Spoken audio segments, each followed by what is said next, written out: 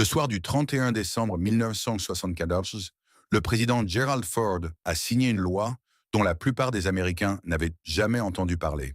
Elle était enfouie dans un projet de loi sur l'aide au développement international.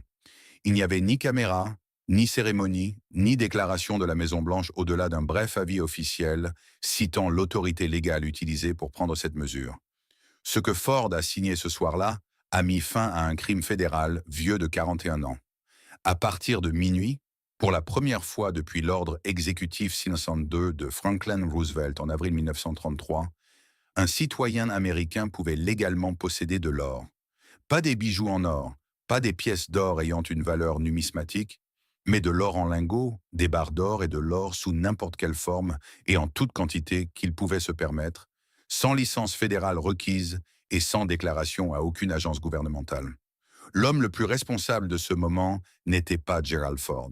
Ford, selon les comptes rendus documentés, ne savait même pas que la possession d'or était un délit jusqu'à ce que cela soit porté à son attention. Il l'a découvert parce qu'un jeune homme de la Nouvelle-Orléans, nommé James Blanchard III, avait acheté 30 secondes de temps d'antenne à la télévision et s'était filmé assis dans un fauteuil roulant, tenant un lingot d'or, regardant directement la caméra et posant une question. Pourquoi ne puis-je pas posséder ceci? Ford a vu la publicité. Il a passé un coup de fil. La législation a avancé. Ce récit porte sur ce qui s'est passé ensuite. Et ce qui s'est passé ensuite est l'une des histoires les plus instructives de l'histoire de la politique monétaire américaine parce que presque tout le monde s'est trompé dans presque toutes les directions. Le dossier documenté de ceux qui s'en sont sortis gagnants n'est pas l'histoire que la plupart des gens qui connaissent cette période s'imaginent. D'abord, le contexte doit être établi, car 1975 n'est pas arrivé dans un vide. L'après-midi du vendredi 13 août 1971, Richard Nixon a convoqué une réunion secrète à Camp David. 15 conseillers y ont assisté, dont le président de la Réserve fédérale Arthur Burns, le secrétaire au Trésor John Connally et le futur président de la Réserve fédérale Paul Volcker, alors sous-secrétaire aux affaires monétaires internationales, ainsi que 12 autres. On a dit au corps de presse que le président s'était rendu à Camp David pour se reposer. Cependant, le but de la réunion n'était pas le repos. Le système de Bretton Woods, le cadre qui régissait les arrangements monétaires internationaux depuis 1944, s'effondrait. Sous Bretton Woods, le dollar était indexé sur l'or à 35 dollars l'once et toutes les autres devises majeures étaient indexées sur le dollar. Le système ne fonctionnait que tant que les banques centrales étrangères croyaient que les États-Unis échangeraient réellement leur dollar contre de l'or sur demande. En août 1971, cette croyance était devenue intenable. Les États-Unis accusaient un déficit commercial pour la première fois depuis le 19e siècle. Les engagements en dollars détenus par les gouvernements étrangers étaient devenus 4 fois supérieurs à l'or que les États-Unis détenaient réellement. La France avait déjà commencé à exiger de l'or contre des dollars. La Grande-Bretagne, dans la semaine précédant Camp David, avait demandé l'équivalent de 3 milliards de dollars en or américain. Une demande parvenue bien au Trésor, quelques jours seulement avant la réunion. Les chiffres ne correspondaient pas, et ne correspondaient plus depuis des années. La réunion de Camp David n'était pas un débat politique. C'était la reconnaissance d'un fait. Le soir du dimanche 15 août, alors que les marchés financiers américains étaient fermés, Nixon s'est adressé à la nation. Il a annoncé la suspension de la convertibilité du dollar en or. Les gouvernements étrangers ne pouvaient plus se présenter au Trésor et échanger leurs dollars contre de l'or américain. La fenêtre était fermée. Nixon a déclaré au public américain que cela stabiliserait le dollar, utilisant la phrase « Laissez-moi écarter le spectre de la dévaluation ». Le dollar, dit-il, vaudrait tout autant demain qu'aujourd'hui. En 1973, le dollar avait été formellement dévalué 2 fois. En 1974, l'inflation tournait à 12,3%. Au 31 décembre 1974, le dollar avait perdu plus d'un tiers de son pouvoir d'achat depuis la fermeture de la fenêtre de l'or. Pendant ce temps, l'or qui avait été fixé à 35 dollars l'once sous Bretton Woods s'échangeait sur les marchés internationaux à 185 dollars l'once. C'était le monde dans lequel les Américains entraient le 1er janvier 1975, lorsqu'ils pouvaient enfin en acheter. Ce qui s'est passé ensuite a surpris presque tout le monde. Wall Street avait passé l'année 1974 à se positionner pour une ruée vers l'or. 5 bourses de matières premières se sont empressées de coter des contrats à terme sur l'or, chacun devenant opérationnel le soir du Nouvel An, prêt pour le flot de la demande américaine qui était censé déferler dès minuit passé. Les commentateurs de télévision disaient que les prix de l'or doubleraient ou plus dans les 12 à 24 mois suivants. L'or avait presque doublé en 1974 seulement. Si la simple anticipation de la demande américaine pouvait faire cela, qu'est-ce que l'arrivée réelle de 40 millions d'investisseurs américains ferait au prix?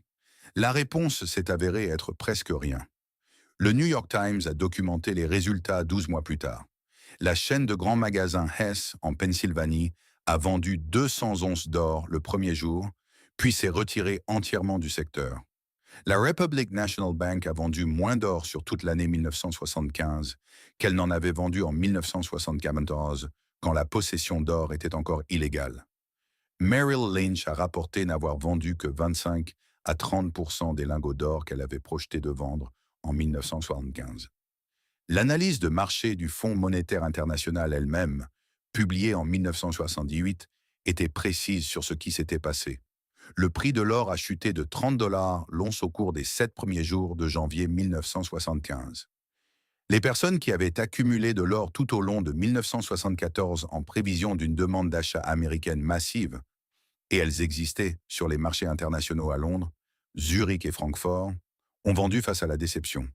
La vague d'investisseurs américains ne s'est jamais matérialisée, et sans cette vague, le prix s'est effondré. En août 1976, l'or a atteint 112,80 $ l'once, le prix le plus bas qu'il atteindrait plus jamais. Les Américains, qui avaient acheté de l'or au moment où il est devenu légal à 185 $, avaient perdu 40% de leur investissement en 19 mois. Voici la partie de cette histoire que l'histoire officielle ne raconte pas. Alors que les Américains ordinaires ignoraient l'or ou l'achetaient au mauvais moment, la Réserve fédérale faisait tout autre chose. Arthur Burns était le président de la Réserve fédérale. Il s'était opposé à la légalisation de la possession d'or dès le début, qualifiant la décision du Congrès de lever l'interdiction d'inopportune. Il craignait que si les Américains déplaçaient leur épargne des comptes bancaires vers l'or, cela déstabiliserait le système financier et créerait exactement le genre de mouvement de prix qui embarrasserait le dollar. Burns ne s'est pas contenté de se plaindre. Il a agi. Une lettre datée du 3 juin 1975, déclassifiée et conservée aujourd'hui à la bibliothèque présidentielle Gerald Ford, documente ce que Burns a écrit en privé au président Ford. La lettre est précise. Burns a dit à Ford qu'il était parvenu à une entente écrite secrète avec la Bundesbank, la banque centrale allemande, approuvée par le chancelier ouest-allemand Helmut Schmidt, selon laquelle l'Allemagne n'achèterait pas d'or sur le marché ou auprès d'un autre gouvernement à un prix supérieur au prix officiel de 42,22 $ l'once. Le prix du marché à l'époque se situait entre 160 $ et 175 $ l'once. Burns a dit à Ford qu'il était convaincu que les États-Unis devaient résister à tout arrangement international qui permettrait aux banques centrales et au gouvernement d'acheter de l'or à des prix liés au marché. Il écrivait au président des États-Unis pour rapporter qu'il s'était entendu en privé avec un gouvernement étranger pour supprimer le prix d'un actif que les citoyens américains venaient de recevoir le droit légal de posséder. La lettre n'a pas été classée comme sensible parce qu'elle était routinière. Elle a été classée parce que Burns savait ce qu'elle décrivait. Le Trésor a simultanément annoncé qu'il vendrait 2 millions d'onces d'or de ses propres réserves pour maintenir l'offre élevée et les prix contenus. La première enchère a eu lieu le 6 janvier 1975, 6 jours après que Ford a signé l'ordre de légalisation. Le Fonds monétaire international a commencé ses propres ventes d'or en 1976. Le Trésor a repris les ventes en 1978. L'effet combiné a été un effort soutenu et coordonné pour s'assurer que le métal que l'on venait de dire aux Américains qu'ils étaient libres de posséder ne prendrait pas de valeur. C'était le marché sur lequel les Américains sont entrés le 1er janvier 1975. Pas un marché libre, mais un marché dirigé. Maintenant, qu'est-ce qui a réellement fonctionné? La première réponse nécessite de comprendre ce qui a mal tourné pour les personnes qui ont bougé immédiatement.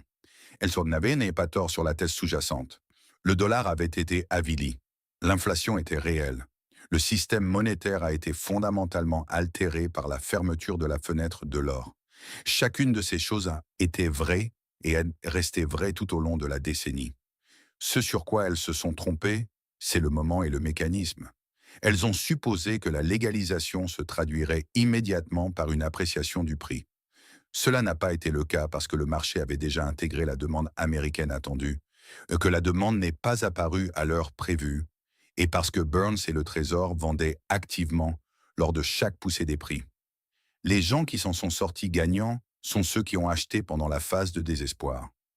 Les investisseurs qui ont acheté de l'or en 1965, quand le prix était tombé à 112 dollars et que le consensus était passé de l'or va doubler à l'or était une erreur, ont fait une fortune documentée.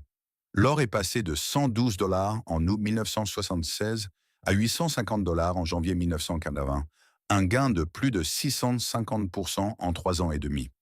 Le trader qui a prédit ce mouvement, avec le plus de précision, était un spécialiste des métaux précieux de New York nommé James Sinclair. Il sera plus tard connu sous le nom de Monsieur Orr pour ce qu'il a fait à la fin des années 1970, spécifiquement pour avoir prédit publiquement que l'or passerait de 150 dollars l'once en 1977 à 900 dollars l'once et pour avoir documenté sa sortie de position un jour avant le sommet de janvier 1980. Ce que les récits de la carrière de Sinclair soulignent rarement, c'est d'où venait son cadre analytique. Son père était Bert Seligman, le partenaire commercial de Jesse Livermore, le légendaire trader qui a gagné 100 millions de dollars en vendant la découvert lors du krach de 1929. Sinclair a grandi dans un foyer où les mécanismes de crise monétaire, de tromperie institutionnelle et de positionnement sur le marché n'étaient pas des concepts abstraits. C'était l'entreprise familiale. L'appel de Sinclair en 1977 n'était pas un pari. C'était une lecture de la condition monétaire sous-jacente que d'autres analystes avaient cessé de regarder après la déception de 1975. Les problèmes structurels du dollar n'avaient pas été résolus. La suppression de Burns avait retardé le signal du prix, pas la réalité sous-jacente. Lorsque Burns a quitté la Réserve fédérale en janvier 1968 et a été remplacé par l'inefficace J. William Miller, le mécanisme de suppression s'est affaibli. Lorsque Paul Volcker a pris la relève en août 1979 et a annoncé qu'il vaincrait l'inflation quel qu'en soit le coût pour l'emploi, le marché a compris que l'ère des prix de l'or géré touchait à sa fin. La condition sous-jacente qui s'était accumulée depuis 1971 a fini par percer. La deuxième leçon de cette période est spécifique à l'événement de la légalisation lui-même. Jim Blanchard, l'homme qui l'a forcé à se produire, n'a pas fêté ça avant de s'en aller. Il a fondé une société de métaux précieux et de pièces rares à la Nouvelle-Orléans en 1975. Il a lancé un bulletin d'information intitulé Gold Newsletter. Il a organisé une conférence annuelle sur l'investissement à la Nouvelle-Orléans qui a attiré 700 personnes la première année, bien qu'il n'en ait attendu que 250. Il a construit une infrastructure pour cette classe d'actifs qu'il a rendue accessible, liquide et documentable pour les Américains ordinaires. Son entreprise originale de pièces de 50 dollars est finalement devenue une société de 150 millions de dollars par an au moment où il l'a vendue en 1988. Ce n'est pas parce qu'il a vu juste sur le timing de janvier 1975, mais parce qu'il a compris que la légalisation était un début, pas un événement. Le désordre monétaire sous-jacent qui avait rendu l'or précieux n'a pas été résolu par la signature de Ford. Il s'accélérait, au contraire. La troisième leçon est celle que la lettre de Burns rend visible. Le retour de la possession légale d'or en Amérique n'était pas, au moment où il s'est produit, le retour d'un marché de l'or libre. C'était le retour d'un marché de l'or dirigé dans lequel les citoyens privés étaient autorisés à participer à des conditions fixées par des personnes qui ne voulaient pas que le prix augmente. Le Trésor vendant à chaque reprise l'accord secret de la Fed avec la Bundesbank et les enchères coordonnées du FMI n'étaient pas cachés en temps réel. Les données étaient publiques. Le Trésor a annoncé ses enchères et le FMI a annoncé son programme de vente. Ce qui était caché, c'était la lettre de Burns, la documentation explicite que la suppression était coordonnée au plus haut niveau et conçue pour empêcher l'or de remplir sa fonction historique de signal de la détresse du dollar. Cette lettre est maintenant publique.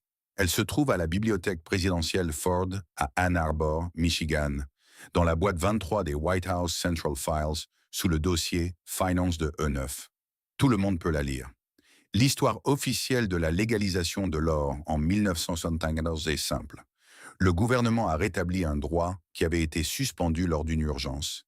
Les Américains étaient de nouveau libres et le marché fonctionnerait. Le dossier documenté est plus précis. Le droit a été rétabli, mais le marché n'était pas libre. Le président de la Réserve fédérale avait négocié un accord secret avec un gouvernement étranger pour supprimer le prix de l'actif que les Américains venaient d'être autorisés à posséder. Le Trésor a commencé à vendre ses réserves pour obtenir le même effet. Et les investisseurs qui ont bougé le plus vite, qui ont acheté de l'or au moment où il est devenu légal en répondant au signal le plus évident, ont perdu de l'argent pendant 19 mois. Les investisseurs qui ont gagné n'étaient pas les plus rapides. Ils étaient les plus patients. Ils ont acheté quand la thèse était embarrassante, quand le consensus était passé à autre chose et quand l'or était en baisse de 40% par rapport au prix du jour de la légalisation. Ce schéma, la transaction la plus importante d'une génération n'étant disponible qu'après que le consensus l'a abandonné, n'est pas unique alors en 1976. Il apparaît dans chaque classe d'actifs à chaque décennie. La foule qui agit sur le signal lisible perd face à la foule qui lit la condition sous-jacente. La condition sous-jacente en 1976 était un dollar qui avait été fondamentalement altéré en 1971 et qui n'avait pas été réparé. Burns le savait. Volcker le savait. Les Allemands le savaient. Les gens qui ont acheté de l'or à 112 dollars en août 1976 le savaient aussi. L'or a atteint 850 dollars en janvier 1980, puis s'est effondré. En juin 1982, il était de retour à 350 dollars. Les gens qui avaient eu raison sur l'or pendant toute la décennie ont vu la moitié de leurs gains disparaître en 18 mois. Ce que Paul Volcker a fait pour mettre fin à la crise, comment cela a été fait et ce qui est arrivé aux personnes qui ont conservé leur position jusqu'au sommet, c'est le chapitre suivant. Il se connecte directement à ce qui a été établi ici. Si cette exploration des forces cachées derrière le marché de l'or a changé votre vision de l'histoire financière, veuillez vous abonner et aimer la chaîne. Nous nous consacrons à découvrir les vérités historiques qui ont été enfouies dans les archives. Rejoignez-nous alors que nous continuons à cartographier l'évolution de notre réalité économique. Le prochain chapitre de cette histoire sera révélé bientôt.